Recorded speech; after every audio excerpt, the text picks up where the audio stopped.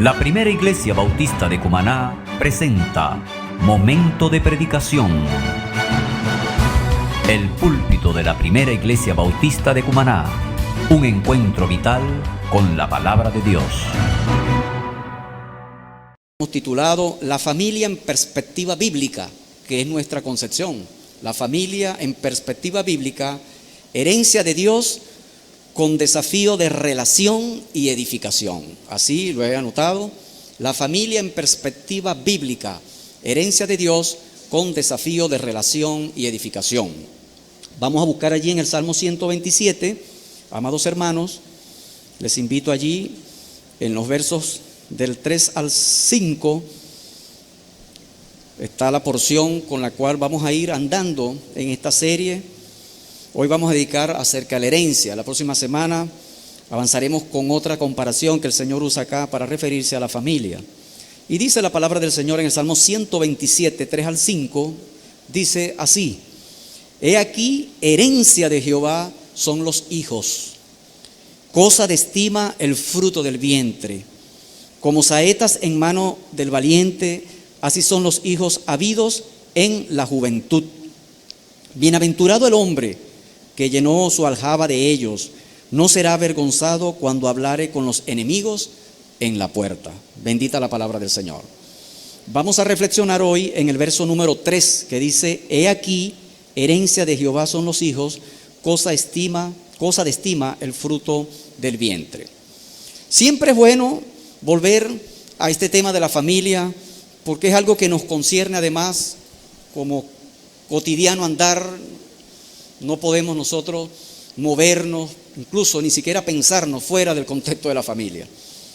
Y es esto lo que en la palabra de Dios también aparece como algo permanente dentro del propósito del Señor de revelar su palabra, de revelar su voluntad, de revelar toda esa historia de la salvación de la cual nosotros somos partes.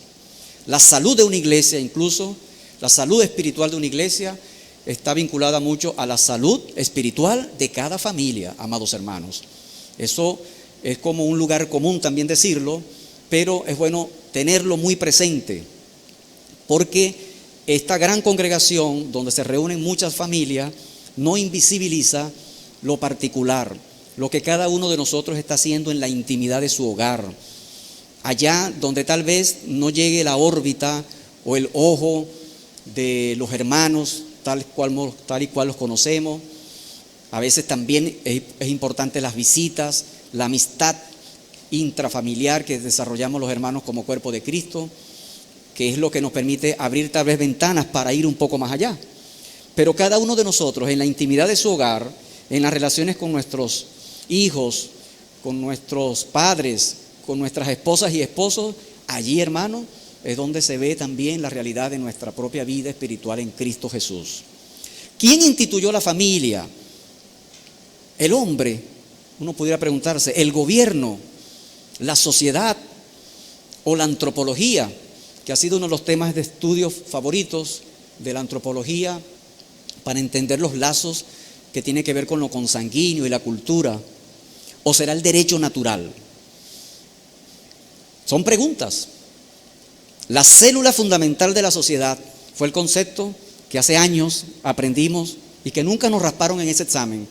Yo creo que aquí nadie salió raspado cuando le preguntaron ¿qué es la familia? Contestó esa única pregunta: es la célula fundamental de la sociedad.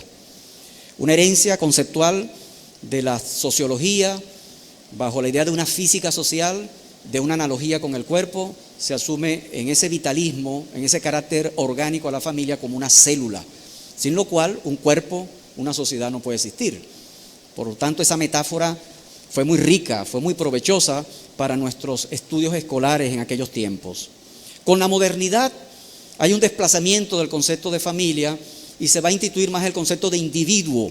Es el individuo lo fundamental en el discurso de lo moderno, no es la familia, es el individuo, son los derechos individuales lo que va a constituir el discurso de la modernidad desde el siglo XVIII hasta nuestros días como la gran empresa en la cual se cifra el desarrollo y el progreso de los pueblos. Se va a centrar en el individuo. Con la posmodernidad, que sería un tiempo donde la modernidad demuestra su agotamiento, el concepto de familia va a tensionar con lo de individuos y grupos anónimos, lo gregario, las otras filiaciones, los intereses y gustos y sensualidades desplazan el sentido de familia hacia lo que se conoce por allí, como muchos estudiosos lo han llamado, nuevas tribus, nuevos grupos gregarios, donde usted puede verlo fehacientemente en los adolescentes, en los jóvenes, donde prefieren hacer alianzas, filiaciones con otros grupos de intereses, donde dicen sentirse mejor que en su familia. Los Emi, y ustedes habrán escuchado, los Hutus, Tutsis, a veces son vinculaciones también hacia la comparación hacia conformaciones arcaicas, primitivas, han vuelto en nuestras sociedades posmodernas y ahora los jóvenes se alían con simbolismos, se visten de una manera, con estereotipos, para crear una familia que se revela, que subvierte tanto la idea de familia tradicional como la idea de un individuo, que la modernidad lo pensó emancipado, pero que ahora aquí es un individuo radicalizado en su afán de ser como le da la gana, como quiere ser. Amados hermanos, de la concepción que tengamos de la familia depende nuestra actitud y valoración hacia ella. La crisis de la familia se traduce en crisis social. Eso es más que harto conocido. Hasta la escuela misma gime y ya la mayoría de los proyectos pedagógicos educativos no se cansan de repetir la famosa integración escuela-comunidad o escuela-familia-comunidad, porque se sabe ya la escuela desvalida, impotente para lograr cambios en los niños si no tiene la ayuda de la familia, si no tiene el refuerzo de la familia y del hogar. Pues la crisis impacta socialmente y a su vez la crisis social se devuelve como un efecto de boomerang hacia la familia.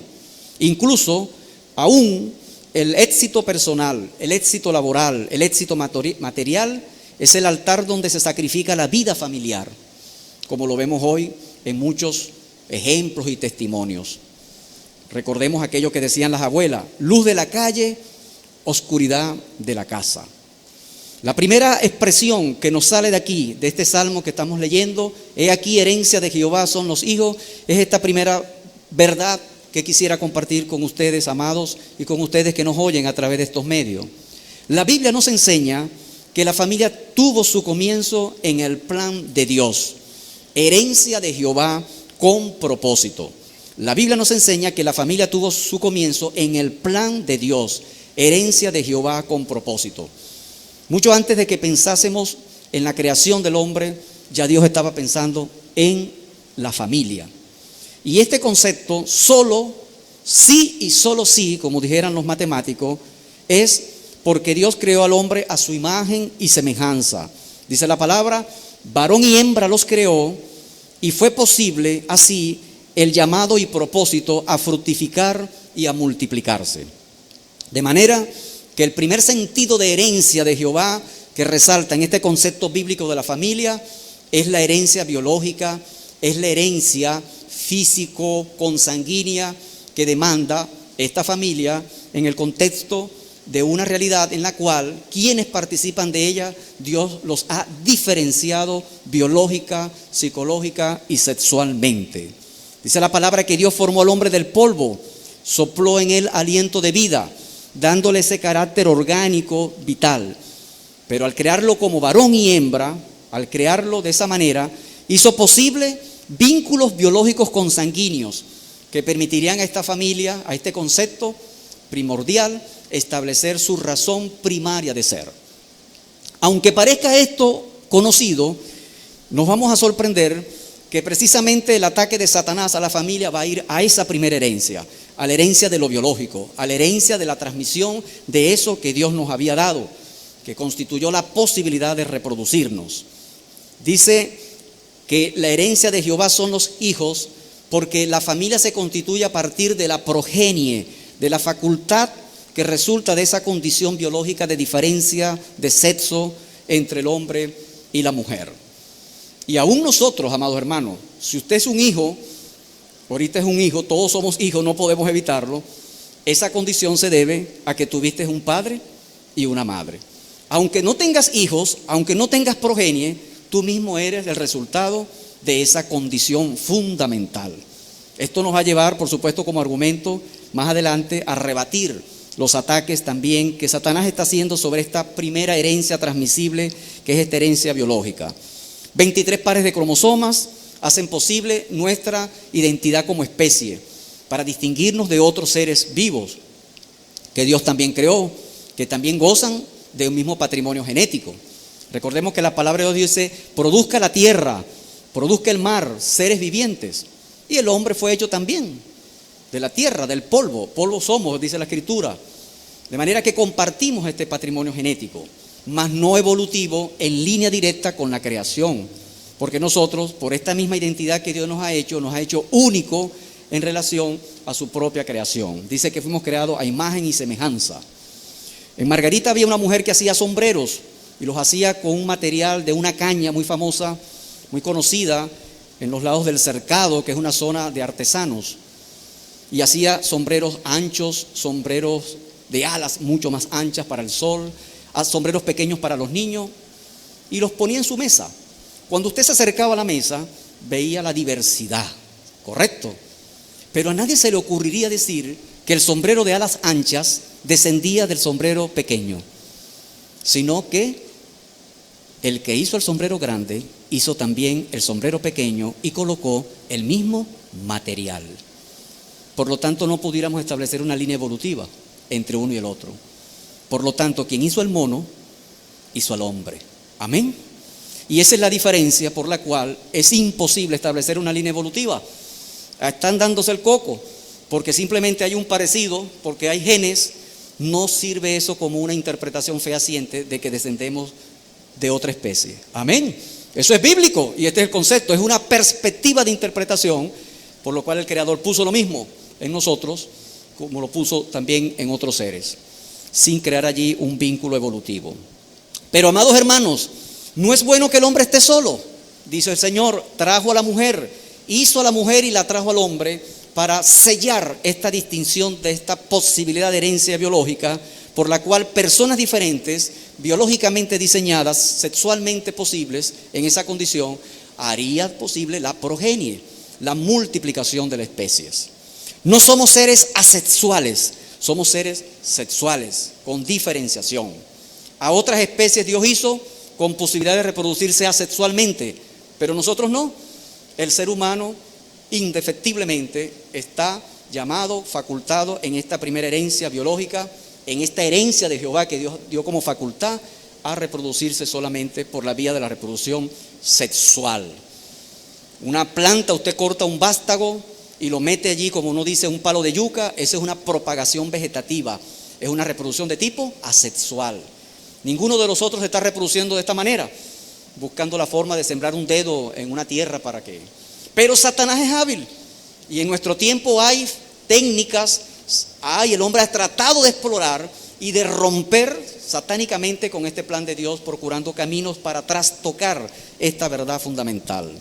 La Biblia además nos dice que no tiene ningún concepto de unisexo para la familia.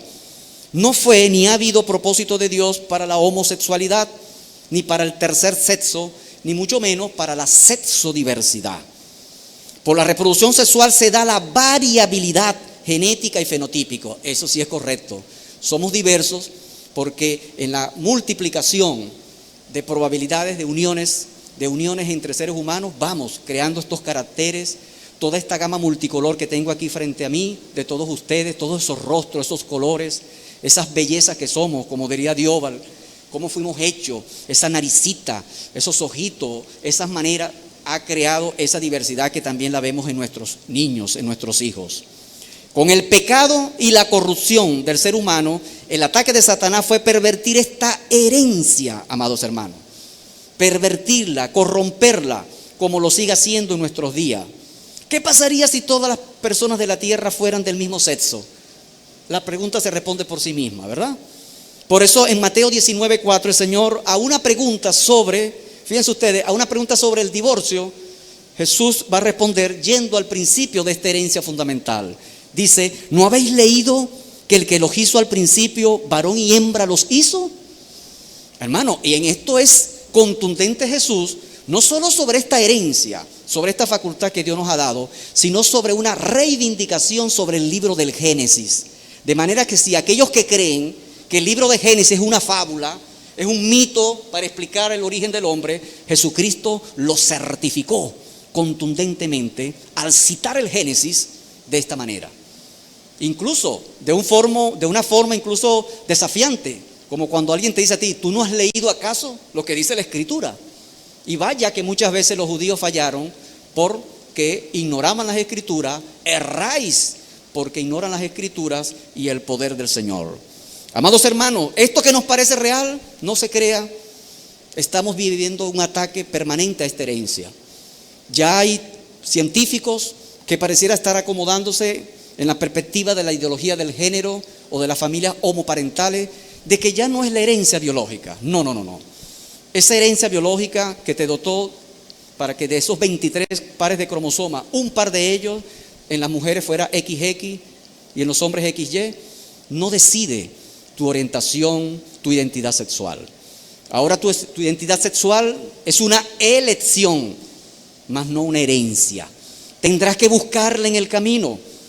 De allí que cada día nos preguntamos, ¿será que cuando nazca un niño o una niña le pondrás X? Y después tendrás que ver qué decidir en el futuro, si le completas con la Y o le pones la otra X a ver qué es. Son las estrategias satánicas por las cuales estamos asistiendo a un ataque al corazón de la familia en el propio origen por el cual Dios lo hizo, haciendo posible la facultad de multiplicarnos, de reproducirnos. Amén. Hay un tránsito que pudiéramos hacer allí. Ahorita lo vamos a ver en Génesis para darnos cuenta. En Génesis 1:27 el Señor dice allí que creó al hombre a su imagen y semejanza. ¿Cierto? Famoso versículo. Pero en el 5:3, cuando a Adán le toca engendrar, ¿qué va a decir Adán? Que también él engendró a Set a su imagen y semejanza. Es decir, conforme a la facultad que Dios había dado. Usted compara y puede trazar una línea recta entre el 1:27, el 5:7, el 5:3 y el 9:6. El 1:27 te dice, amados hermanos, que Dios creó a su imagen y semejanza, creó al hombre, varón y hembra los creó. En el 5:3, ya ahora tenemos aquí al propio Adán. Vivió Adán 130 años y engendró un hijo, que dice allí, a su semejanza, conforme a su imagen, y llamó su nombre Set. Conforme a la imagen de una facultad humana, de especie, conforme a él, como Dios lo creó con esa facultad para que se pareciera a él y no a otro, no fuera un híbrido, no fuera un transhumano ni mucho menos. Pero ahora, más adelante en el pacto de Noé, en el 9:6, ustedes se van a dar cuenta que esa imagen y semejanza va a traducir todo lo demás, su carácter moral, no solamente su constitución biológica, y dice, el que derramare sangre de hombre por el hombre, su sangre será derramada, porque a imagen de Dios es hecho el hombre. O sea, retorna al principio para reconstruir todo lo que somos. Y de esta manera es cierto, no somos un repertorio puramente de herencia biológica, de genes.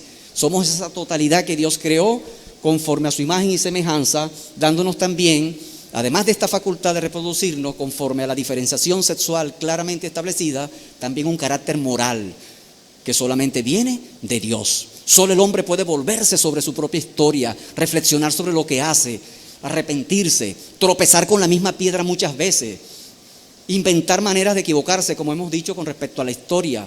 El hombre puede transgredir, el hombre tiene un ejercicio de la libertad, de la responsabilidad.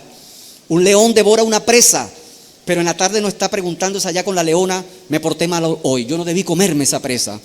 ¿Quién me mandó a comerme? Ahora no puedo dormir, porque eso sería humanizarlos. Sabríamos que se trata de una historia para los niños, donde el león ya no es el león, sino un ser humano que se pregunta.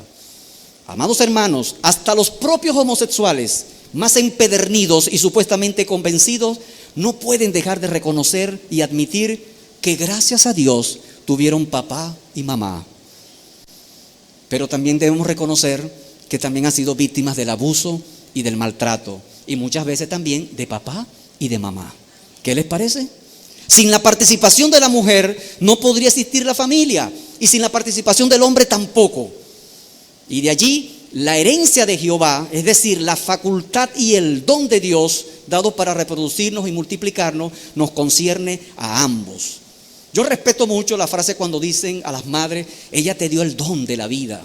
Uno ve que le están haciendo un homenaje a la madre, tal vez por todas las características de los 9 meses de la gestación. Pero si uno va ciertamente a los dos, eso primero es de Dios, eso es primero de Dios, pero sin el hombre no hay nada, mujer. Y viceversa, hombre sin la mujer no hay nada, es imposible. Ambos se han constituido en eso para hacer posible esto que Dios preparó de antemano. Cuando hablamos de herencia, precisamente es eso: adquirir, lo dado, recibir, transmitir. Estamos diciendo que la familia es una realidad que heredó estas facultades que Dios ha dado, comenzando con estos vínculos biológicos consanguíneos dados por Dios, según su orden, según su voluntad, pero con la influencia del pecado, tanto la caída, tanto el daño, tanto la muerte como la corrupción, Satanás ha intentado y seguirá intentando trastocar esta herencia biológica, consanguínea que Dios dio al hombre para que formase familia. Los ejemplos nos vienen a la mente. Dice Génesis 4:1 que conoció a Adán a su mujer Eva. ¿Sabe lo que dice allí? Conoció. Para los niños, ¿conoció qué significa? Que le dijo: hola, ¿cómo estás, Eva? Bienvenida a mi casa. No, conocerla era llegarse a ella y tener relaciones sexuales.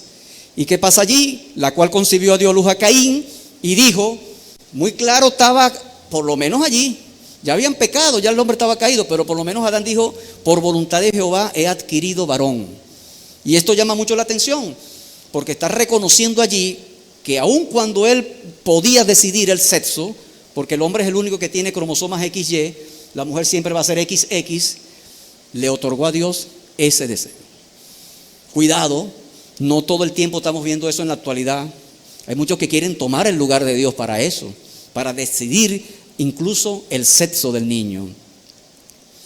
La cual concibió y dio este muchacho.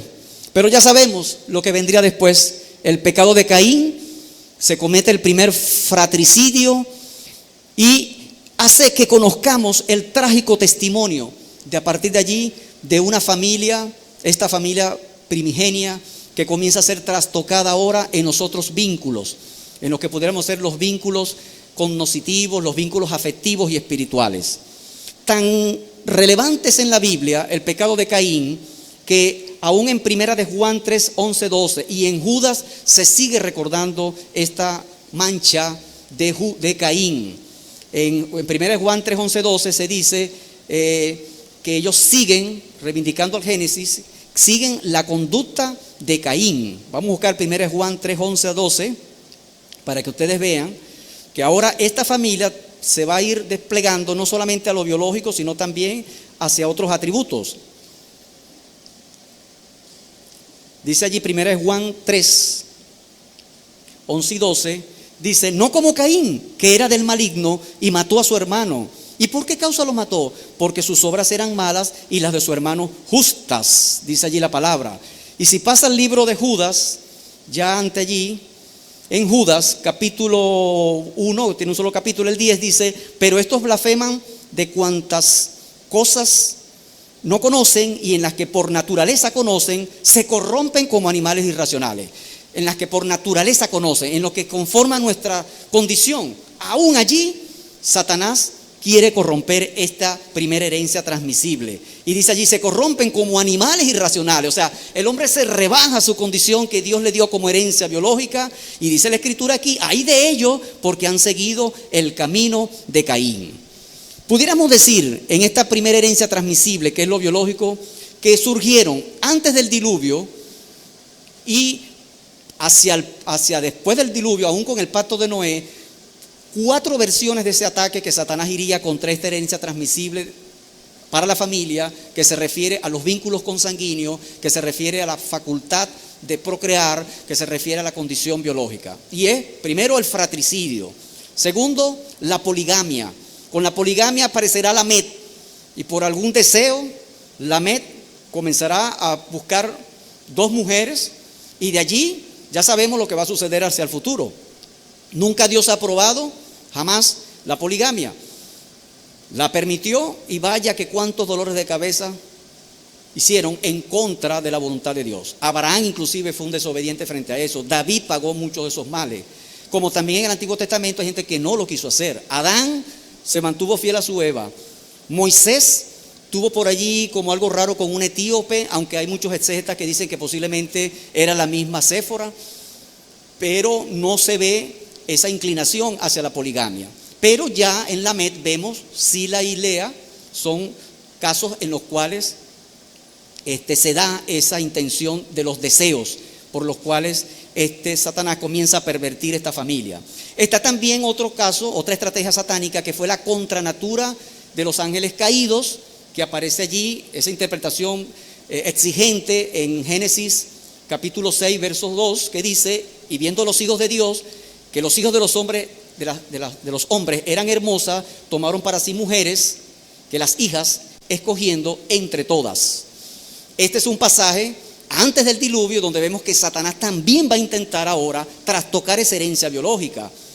La interpretación sobre los ángeles no es que los ángeles directamente se aparearon con las hijas, sino que tomaron cuerpos humanos, multiplicaron sus capacidades, sus desarrollos, sus facultades, alteraron sus condiciones genéticas, y eso fue lo que hizo posible que aparecieran esa serie de gigantes y de hombres que no solamente eran gigantes en estatura, sino en maldad, en toda maquinación perversa, que fueron esos gigantes que cita la Biblia en ese capítulo 6, que usted lo va a leer y se va a dar cuenta de eso. Esa es una estrategia satánica para corromper a la familia. Pero hay algo más. No solamente era para corromper a la familia, sino para hacer posible también, según el propósito satánico, o impedir, diríamos mejor, que el hombre fuera redimido.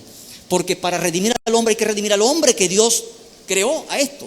El proyecto de Satanás era trastocar y crear una nueva raza, una raza de humanidad, para lo cual Jesús, que se hizo humano como nosotros, ¿verdad?, no pudiera darse, no pudiera ser semejante a nosotros para poder venir a la cruz y morir por nuestros pecados.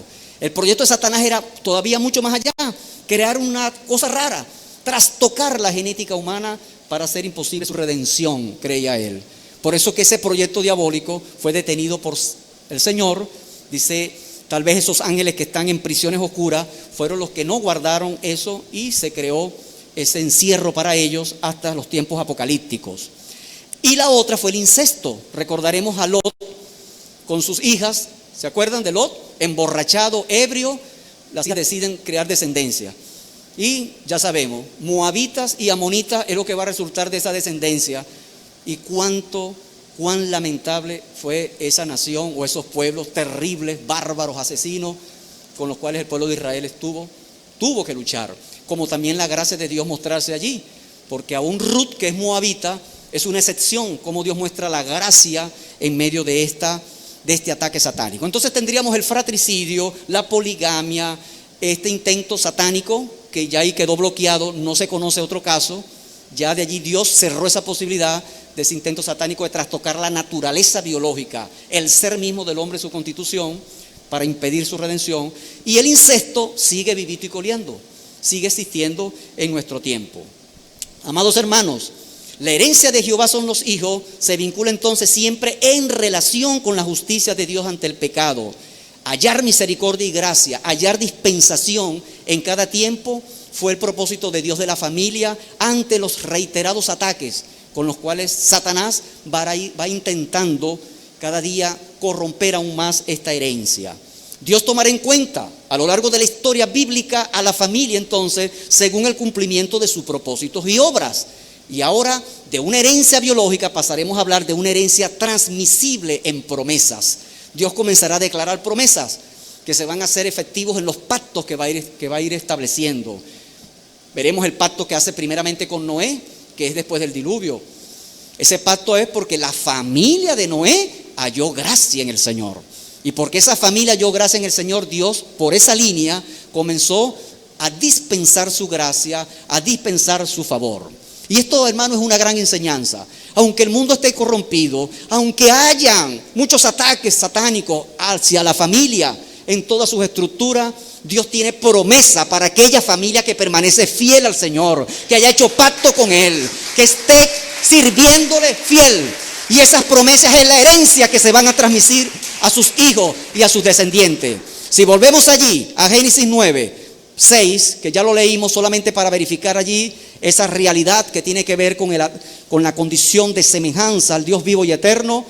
Dice allí, el versículo 6, el que derramara sangre del hombre por el hombre, su sangre será derramada, porque imagen de Dios es hecho. Mas vosotros fructificad, multiplicaos, procread abundantemente en la tierra y multiplicaos en ella. Es como si fuera una reedición de lo que Dios había dicho en Génesis, pero ahora con tu familia, Noé.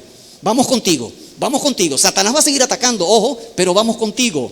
Y vean lo que hace Noé, esto es llamativo. Y habló Dios a Noé y a sus hijos con él diciendo, ¿se da cuenta? Y habló Dios a Noé y a quién más, y a sus hijos con él diciendo, he aquí yo establezco mi pacto con ustedes y con vuestros descendientes después de ustedes. Amén.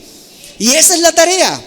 Los niños, hermanos, nuestra tarea es precisamente ver cómo se transmiten estas promesas fieles que el Señor nos ha dado para su gloria y honra.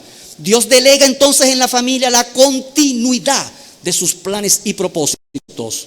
Vaya que vamos a ver esto también en el Éxodo, porque ahí nos vamos a dar cuenta que más que una criatura, ese hijo que usted puede tener o esos hijos que somos nosotros, los hijos somos relaciones con promesa. No somos meras criaturas. La herencia transmite ahora, la herencia de Dios transmite estas promesas y demandas. Los 10 mandamientos, por ejemplo, son ley moral que toma en cuenta a la familia como algo fundamental. Si usted va al famoso pasaje de Éxodo 20, se va a dar cuenta de eso. Y se va a dar cuenta la doble dimensión que tiene esto para la descendencia, para las relaciones de promesa con los hijos y también bajo la conciencia de que Dios advierte de allí por el pecado.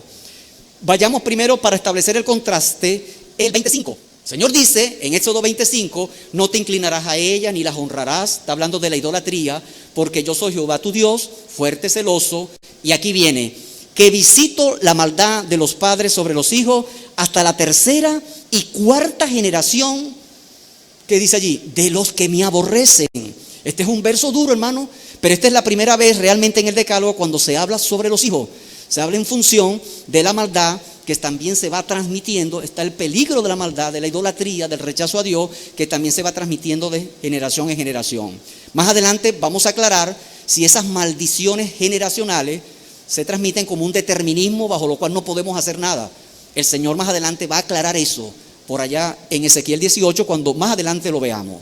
Pero quiero ir al 12, al famoso 12, verso 12, 20. Allí 20, 12 dice, honra a tu padre y a tu madre. ¿Para qué? Para que tus días se alarguen en la tierra que Jehová tu Dios te da.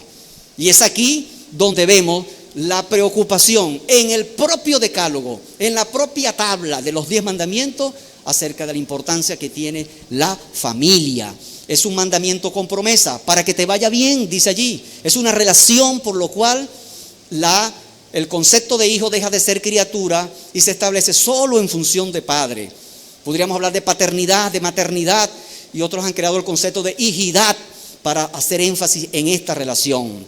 Es así entonces, amados hermanos, que la familia pasa a ser y reivindicada en la perspectiva bíblica como una realidad de relaciones consanguíneas, como la vimos, pero también afectivas, cognitivas y espirituales, que obviamente no desconocemos que están amenazadas y atacadas por el pecado, pero con propósito y promesas cuando se reconoce y se respeta el orden de Dios. La familia es expresión del plan de Dios y su mandato para el hombre, para glorificar primeramente a Dios y también para bienestar del hombre mismo. No quise trabajar en este texto muy conocido, pero sería una expresión hermosa de ese propósito de Dios. Usted lo que tiene que hacer es ir al Salmo 128, lo que sigue, y se va a dar cuenta qué es ese propósito de Dios. No toda familia lo tiene logrado esto, ojo, pero este es el plan de Dios. Bienaventurado todo aquel hombre que teme a Jehová, que anda en sus caminos. Cuando comieres el trabajo de tus manos, bienaventurado serás y te irá bien. Tu mujer será como vid que lleva fruto a los lados de tu casa, tus hijos como plantas de olivo alrededor de tu mesa. He aquí será bendecido el hombre que teme, dice allí, a Jehová. Ese es el plan. Esa sería la expresión hermosa de una realidad consanguínea, afectiva, cognitiva y espiritual, donde la familia de Dios, donde la familia cristiana disfruta de este plan que Dios ha dado. Pero, amados hermanos, ¿cuánto dista esto de la realidad que conocemos y del propio registro bíblico que da cuenta de la maldad y la corrupción? Muchas contradicciones, disfunciones, maltratos, opresiones, coerciones, manipulaciones y formas de violencia y engaño han corrompido y devaluado esa realidad familiar. La han convertido ahora en un campo de lucha, en un campo de batalla. la familia, que debería ser el lugar más seguro para la vida y la convivencia, termina siendo para muchos el lugar más inseguro para la vida y la convivencia. ¿Qué les parece, amados hermanos? Termina siendo un lugar de guerra, de batalla. Todos los días vamos a ver noticias que refieren esto mismo. Con el COVID-19 nos dábamos cuenta que subterráneamente veíamos tanta violencia intrafamiliar desplegada por debajo, por los rincones que quedaban enmascarados. Bajo la estadística de las cifras oficiales del COVID estaba también la estadística del maltrato, de la opresión. Una herencia maltratada y de espaldas a Dios. Una familia donde se vive la perplejidad de cambios que trastocan su vida, que trastocan el plan de Dios. Un estudio de un psiquiatra famoso de Estados Unidos hace 30 años. Lo busqué viejo porque me interesaba que fuera viejo para que tuviera proyección de lo que él decía hacia nuestro tiempo.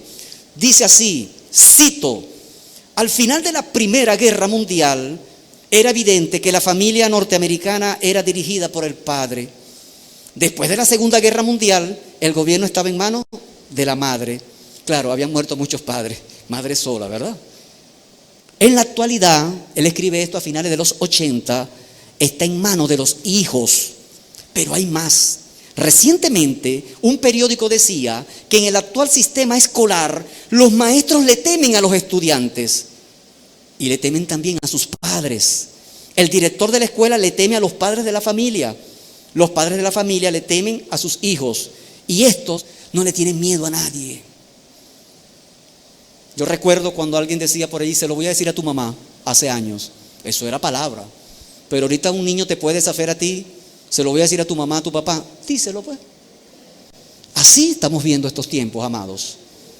Continúa diciendo el psiquiatra en su cita, él habla de unos factores que han partido a la familia, como cuando uno agarra una pastilla y la quiere picar en 4 para que queden bien picaditos y eso se pulveriza. Por una parte, los movimientos feministas se rebelan contra la autoridad masculina en el hogar y en la sociedad. Y eso está permeando el imaginario y la manera de ser de nuestros padres. Estamos dejando la guardia. Ojo, ni machismo ni feminismo. Ambos están colocados en la lógica del dominio. Vaya que el feminismo logró reivindicaciones en su comienzo para hacerle justicia y derecho a muchas mujeres oprimidas. Pero ahora se ha desdibujado para configurarse y acomodarse a una ideología que trastoca derechos fundamentales de los seres humanos. Y ni de hablar del machismo, que es una perversión también. Por otra parte, dice el psiquiatra, los padres desertaron de su familia, abandonándola. Los divorcios, las separaciones, la famosa madre soltera ha creado esta realidad. De eso sabemos muchísimo. Por otra parte, los hijos se rebelan contra toda forma de autoridad en el hogar y otros se ven obligados a denunciar el abuso y maltrato de los padres. Y como si fuera poco, por otra parte, no solo crecen los casos de hijos maltratados, palabra esto que también ha sido maltratada, porque la palabra maltrato la agarra la gente como le conviene, sino que ahora estamos asistiendo a ver aumento en la cifra de padres maltratados y ofendidos por sus propios hijos. ¿Qué tal? La herencia de Dios son los hijos, amados hermanos. Este es el cuadro del mundo. Y esto constituye un desafío de relación y edificación con propósito. Amados, hay que trabajar en ello, en la perspectiva bíblica que es la que le corresponde a la familia cristiana. Esto no es fácil. Cuando hay yugos desiguales, cuando no todos sus fieles discípulos son fieles discípulos de Cristo, sabemos que cuesta, sabemos que estamos como a contracorriente de estas realidades. Pero ya está nuestro primer ministerio. En el caso de quien les habla y de tal vez los líderes de la iglesia, es conocido que se le dan instrucciones directas a los pastores, obispos, diáconos para esta imperiosa e ineludible responsabilidad. ¿Cuál es? A los pastores y diáconos la palabra les dice que gobiernen bien su casa, que tengan sus hijos en sujeción con toda honestidad. 1 Timoteo 3, 4, 12. Que sean maridos de una sola mujer. En el Nuevo Testamento no hay posibilidad de ver otra cosa que esto que Dios había establecido desde el principio. Y que gobiernen bien sus hijos y su casa. La herencia ahora es transmitir estas verdades. La herencia transmisible es transmitir estos principios. Claro, ¿Es esto solamente para los líderes, para los pastores, para los diáconos? ¿O no será también para todos nosotros como familias del cuerpo de Cristo? Evidentemente es para todos. Si busca Tito 2:4, se va a dar cuenta que allí se da el consejo a los ancianos, a las ancianas, a las mujeres, que sean cuidadosas, respetuosas, que velen por sus niños, para que la palabra de Dios no sea blasfemada. Tiene que ver precisamente con la familia. Amados hermanos, la herencia transmite cuidado, responsabilidad y mayordomía. Los padres hemos de dar cuenta por nuestros hijos. Los hijos hemos de dar cuenta por nuestros padres. Y los hermanos hemos de dar cuenta entre sí. Vamos a comenzar con el último. Simplemente una cita bastaría para esto. Cuando Caín mató a Abel, el Señor le dice a Caín esta palabra: ¿dónde está tu hermano Abel? El Señor no fue diciéndole: mira, supe que mataste a tu hermano, sino ¿dónde está tu hermano? ¿Cuál fue la respuesta de Caín? No sé. Cuando Dios le recrimina, ahora sí, le dirá a él: ¿qué has hecho? Y esta es una pregunta importante entre los hermanos. La pregunta es: sustituye el no sé con el ¿qué has hecho? ¿Qué estamos haciendo por tu hermano? Usted tiene hermanos consanguíneos, hermanos. ¿Qué has hecho por tu hermano? ¿Estás orando por él? ¿Le pediste perdón si tuviste algún problema? ¿Has restaurado con él? ¿Le has predicado la palabra? Pero la misma pregunta se dirige hoy a nuestro tiempo: ¿qué has hecho? Y a lo cual no podemos responderle a Dios con un puñito agitado al cielo: ¿acaso soy yo guarda de mi hermano? Esa es la gran tarea en la familia, entre los hermanos: cuidarnos. ¿Qué has hecho por tu hermano? Dios también pide cuenta. Con respecto a los hijos, hemos de dar cuenta por nuestros padres. Evidentemente, ya lo vimos ahora. Éxodo 20:12, honra a tu padre y a tu madre. Lo podemos ver en la parábola del hijo pródigo. Padre, dice allí aquel pródigo, aquel joven: he pecado contra el cielo y contra ti, no soy digno de ser llamado tu hijo. Un padre o madre puede mantener o sustentar muchos hijos, pero no siempre muchos hijos pueden sustentar a un solo padre. Se disputan, déjate contigo, se pelean para cuidar a un solo padre que tal vez tuvo 15, 18 hijos. ¿Qué le parece? Corbán, aparece aquella ofrenda que se inventaron los judíos. ¿Cuál era la trampa? Que cualquier cosa que ellos pudieran consagrar, ofrecida a Dios, ya eso quedaba apartado. Y por lo tanto, cuando le pedían que ayudara a su papá: ay, papá, no te puedo ayudar. ¿Por qué? Porque ya eso lo consagré a Dios. Ya eso está consagrado como ofrenda. Los judíos comenzaron a alentar a que consagraran propiedades, bienes con los cuales podían ayudar a sus padres. Y luego esto tenían la excusa para decir: no te puedo ayudar, papá, porque eso ha sido consagrado. Jesús criticó, denunció esta injusticia y les reprochó duramente esta tradición que anulaba la palabra de Dios. Pero ahora vamos con los padres. Los padres hemos de dar cuenta por nuestros hijos.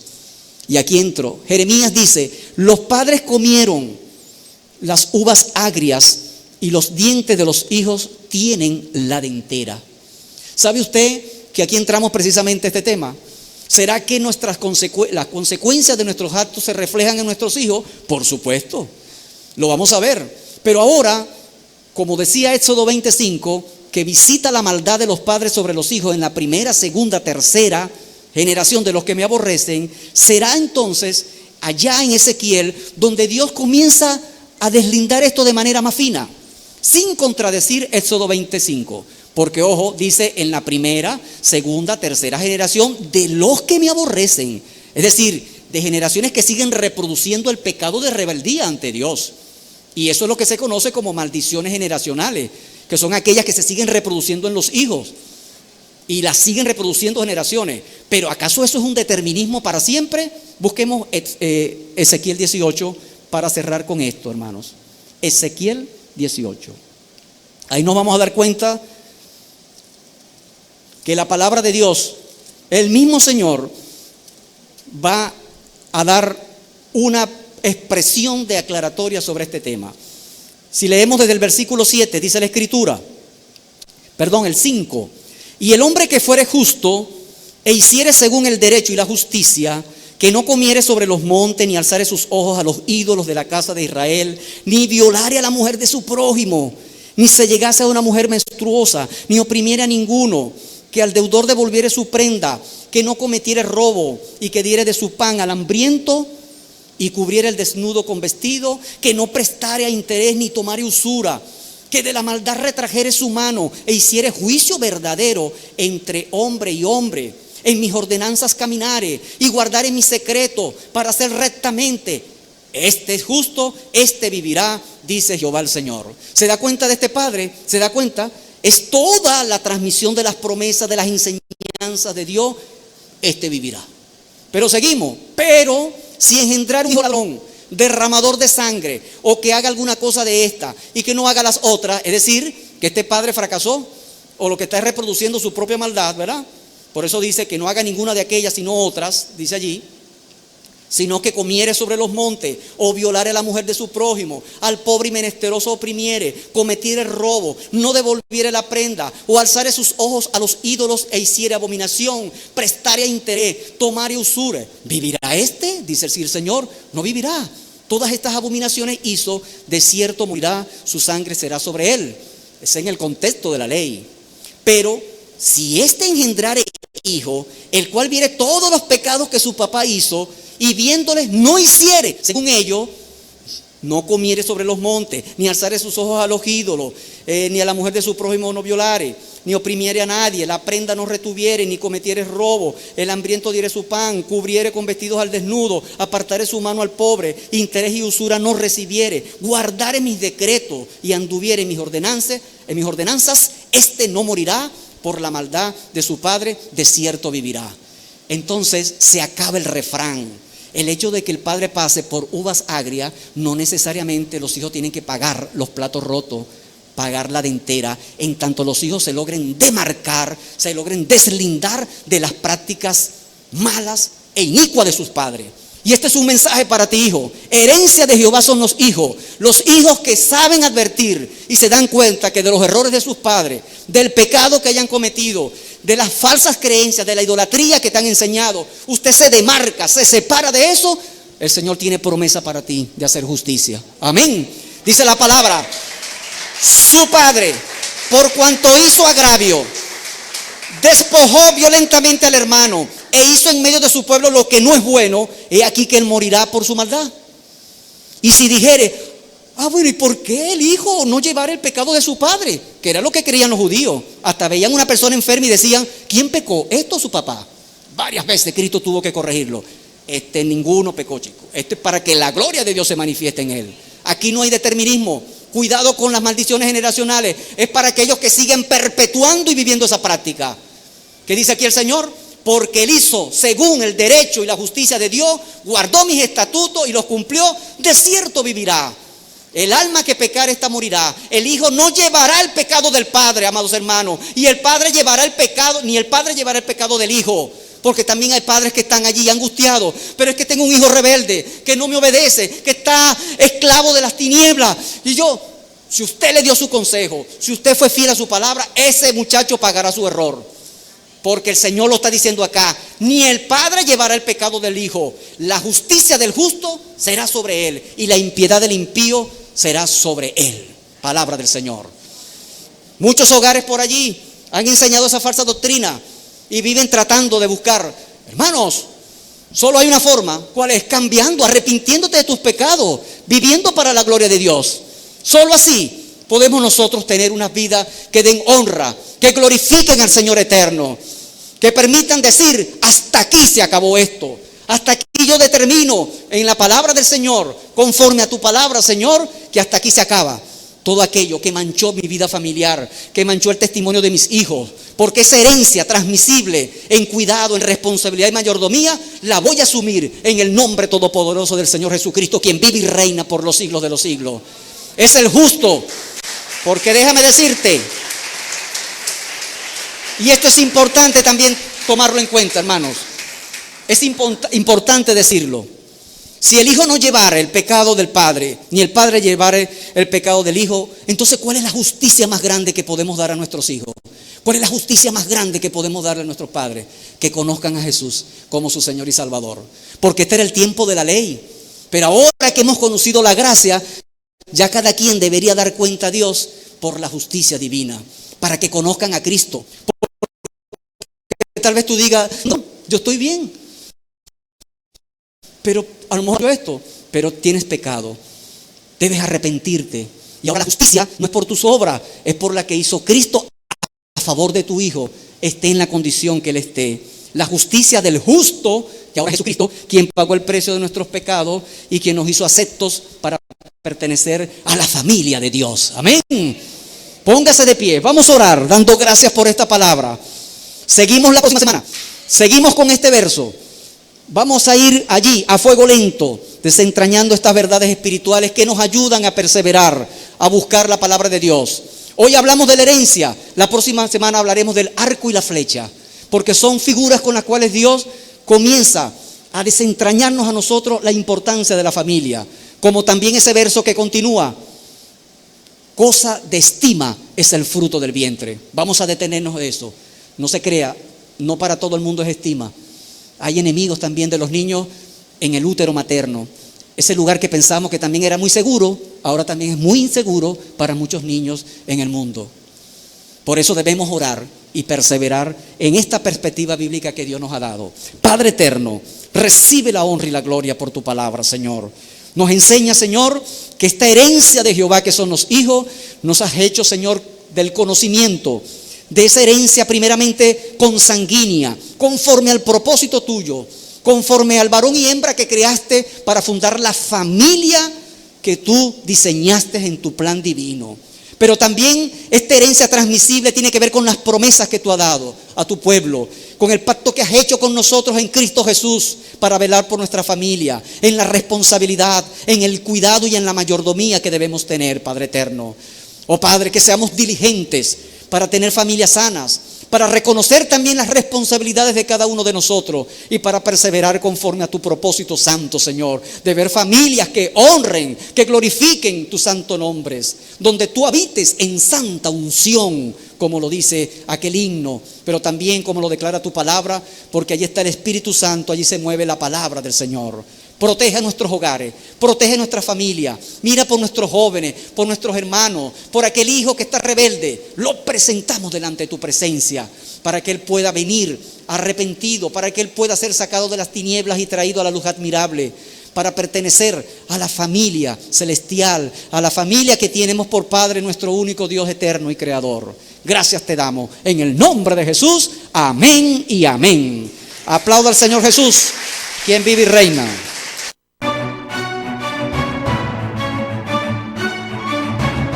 La primera iglesia bautista de Cumaná presentó Momento de Predicación, un encuentro vital con la palabra de Dios. El púlpito de la primera iglesia bautista de Cumaná.